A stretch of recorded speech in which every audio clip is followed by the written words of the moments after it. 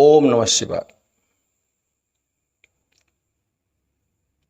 प्रिय साधक एवं साधिकाओं, आज का विषय है कि जब हम किसी मंत्र का जप करते हैं, उदाहरण के लिए जब हम शिव मंत्र का जप करते हैं तो मंत्र सिद्ध हुआ है या नहीं, हम कैसे जानें, इस विषय पर चर्चा करना है।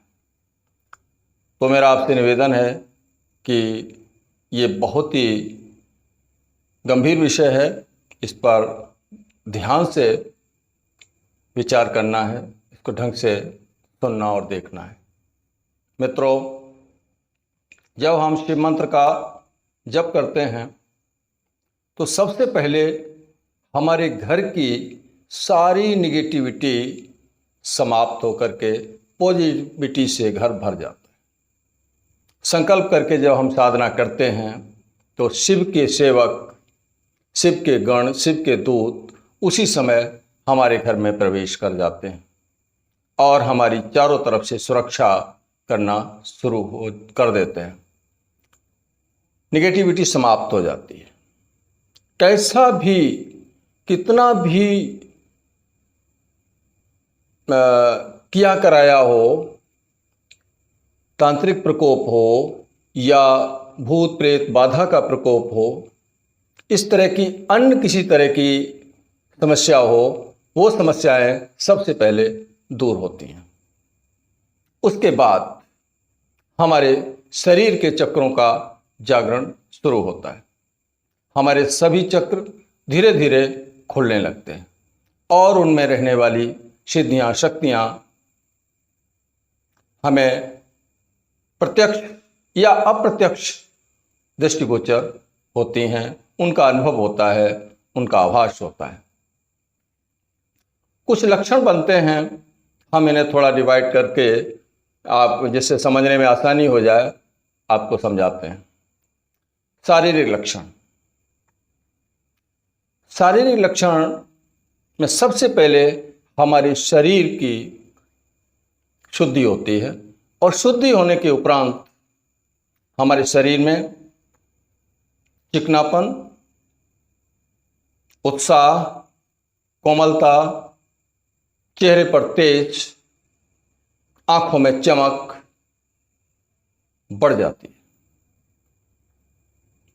नेत्रों का तेज बहुत ही प्रबल हो जाता है, हमारा तपोबल बहुत बढ़ जाता है। हमारे शरीर से एक विशेष प्रकार की सुगंध आना शुरू हो जाती है। आप परफ्यूम ना लगाएं तब भी आपके शरीर से एक विशेष प्रकार की खुशबू आएगी जो सामने वाले व्यक्ति को प्रभावित करेगी, उसे मदहोश करने की कोशिश करेगी। ये हमारे मोटे तौर पर शारीरिक लक्षण प्रकट हो जाते हैं। मानसिक तौर पर भविष्य में क्या होने वाला है, भविष्य की समस्त घटनाओं का पूर्वाभास हमें होना शुरू हो जाता है। जैसे जैसे हमारी हम सिद्धि की तरफ बढ़ते हैं तो हमें इसका अनुभव होने लगता है, भविष्य में कौन सी घटना कब कहाँ घटने वाली है। जरा सा ध्यान देते हैं तो सामने वाले व्यक्ति की सारी डिटेल्स हमारे दिमाग में आ जाती हैं। हम तुरंत जान जाते हैं ये किस प्रकार का व्यक्ति है, क्या करना चाहता है, किस उद्देश्य के लिए आया है, भविष्य में ये क्या करेगा।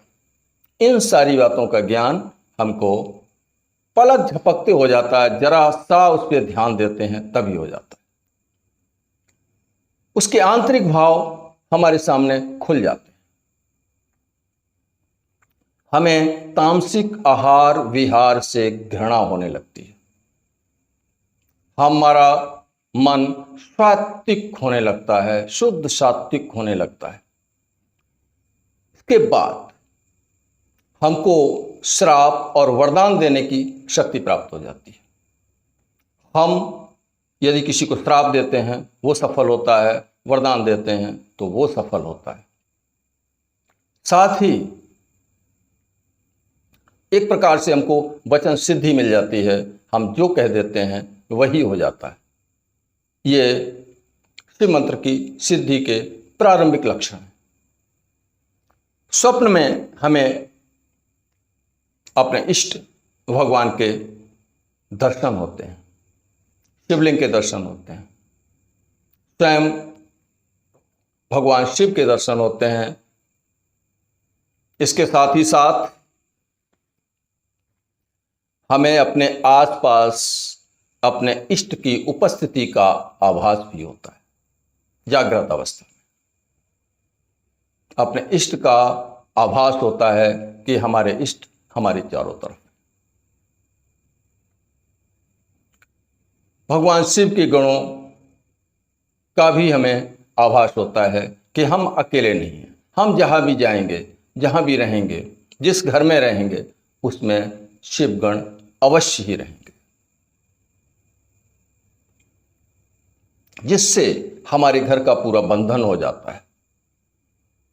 कोई भी बाहरी निगेटिव ताकत, कोई शैतानी शक्ति, कोई काली शक्ति हमारे शरीर में, हमारे घर में, हमारे परिवार के किसी भी सदस्य में प्रवेश नहीं कर सकती, उसको प्रभावित नहीं कर सकती। जब हम ध्यान करते हैं आज्ञा चक्र पे, तो हमें अपने इष्ट के कभी कभी दर्शन भी हो जाते हैं, उनकी झलक भी मिल जाती है। हमारा सहस्त्रार चक्र और आज्ञा चक्र दोनों ही जागृत हो जाते हैं। हमारी दिव्य दृष्टि अपने आप खुल जाती है। हम कोई आया हमारे पास, तो हमने जरा सी भभूत उठा के, जरा सी राख उठा करके उसको शिव मंत्र से अभिमंत्रित करके दे दिया, शिव मंत्र से अभिमंत्रित करके दे दिया, सफल हो जाता है, उसका काम बन जाता है। वो भभूत भी हमारी काम करने लगती है। इसके बाद यदि हम चाहें तो अपनी उम्र का कुछ हिस्सा किसी को दान भी कर सकते हैं। हमें शक्तिपात करने की ताकत मिल जाती है। यदि हम अपनी ऊर्जा का हस्तांतरण किसी मात्रा में दूसरे को करना चाहें, तो वो भी हम कर सकते हैं। तो हमें शक्तिपात करने की सामर्थ्य का भी की प्राप्ति हो जाती है। और उसके बाद हमें क्या मिलता है? हम अपने विचार, हम अपने सात्विक विचार किसी भी दूसरे व्यक्ति के दिमाग के अंदर प्रवेश कर सकते हैं, उसके मस्तिष्क में प्रवेश कर सकते हैं, उसका ब्रेन वॉशिंग कर सकते हैं। ब्रेन वॉशिंग करने की भी सामर्थ्य हमें प्राप्त हो जाती है। दूर श्रवण, बहुत दूर कोई व्यक्ति बैठा हुआ है, क्या बात कर रहा है, इसका भी ज्ञान हो जाता है। दूरदर्शन का भी ज्ञान हो जाता है। दूर बैठे हुए व्यक्ति का हम यहाँ बैठ करके ही जान लेते हैं फला व्यक्ति है, क्या कह रहा है ये भी जान लेते हैं। विचार संप्रेषण की शक्ति हमको मिल जाती है, दूरदर्शन की शक्ति हमको मिल जाती है, दूर श्रवण की शक्ति हमको मिल जाती है। इस तरीके से हमें ये सिद्धियां प्रत्यक्ष रूप से मिलना शुरू हो जाती हैं। साधना हम अपनी करते रहते हैं, मंत्र सिद्ध हो गया है, लेकिन फिर भी साधना बंद नहीं करते हैं, तो हमारी शक्ति में बढ़ोतरी होती चली जाती है। आखिर को हम एक ऐसी स्थिति पर पहुंच जाते हैं जिसको जानने के बाद कुछ शेष नहीं रहता, सब कुछ हम प्राप्त कर सकते हैं। या यूँ कह सकते हैं कि हम साधना अनवरत अगर जारी रखते हैं तो हम मोक्ष की प्राप्ति भी कर सकते हैं।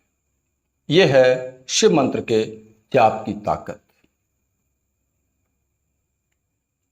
मित्रों, वीडियो कैसा लगा? यदि आपको वीडियो पसंद आया हो तो इसे लाइक करें।